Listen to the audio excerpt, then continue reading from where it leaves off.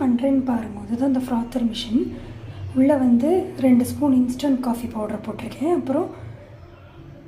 அதுக்கப்புறம் 1/2 ஸ்பூன் இது போட்டிருக்கேன், பனக்கல்கண்டு போட்டுட்டு, அப்புறம் கொஞ்சமாக சுட தண்ணி வந்து இது பண்ணியிருக்கேன். சுட தண்ணி போட்டு டிகாக்ஷன் மாதிரி ஆக்கின்றிருக்கேன். ரொம்ப தண்ணி உள்ள கொஞ்சமாக அந்த டேஸ்ட் வரதுக்காக சூப்பராக. ஃபஸ்ட்டு இதை வந்து இப்படி வச்சுட்டு ஃபஸ்ட்டு இதை வந்து விஸ்க் பண்ணணும் இல்லையா? இதில் ஃபஸ்ட்டு ஒரு க்ரீமி டெக்ஸ்சர் வருது. நல்லா டிகாக்ஷனில் நல்லா ஒரு க்ரீமி டெக்ஸ்சர் வருது. எவ்வளோ நேரம் அது பண்ண முடியுமோ இவ்வளோ நேரம் வந்து இந்த டிகாக்ஷன் வச்சு பண்ணணும். க்ரீமியாக வருது, க்ரீமி ஃப்ராத் டிகாக்ஷனில் வருது பாருங்கள். இது நான் டிகாக்ஷன்னு சொல்கிறது சும்மா புரியறதுக்காக சொல்கிறேன், புரியறதுக்காக. பட் மெல்லியஸாக பார்த்தீங்கன்னா டெக்ஸ்சரை பாருங்கள், க்ரீம் மாதிரி எடுத்தா.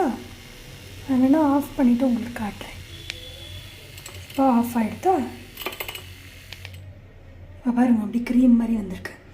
இப்போது இதை எங்கள் பக்கத்தில் வச்சுக்கிறேன். வச்சுட்டு என்ன பண்ணுறேன், பால் எடுத்து ஊற்றுறேன். நல்லா க்ரீமாக வந்திருக்கு. இப்போ பால் எடுத்து ஊற்றணும்.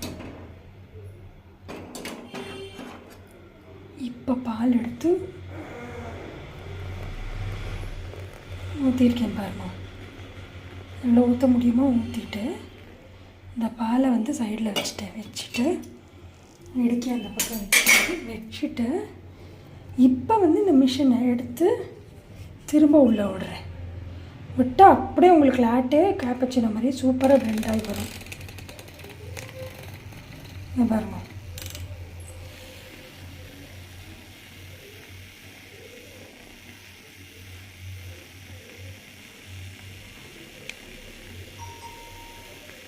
எக்ஸாக்ட்லி லாட்டே கேப்பச்சினோ டேஸ்ட்டு கொண்டு வரதுக்கு இந்த மாதிரி தனித்தனியாக பிளெண்ட் பண்ணிங்கன்னா நல்லா க்ரீமி டெக்ஸ்சர் கொடுக்கும் காஃபிக்கு. நல்லா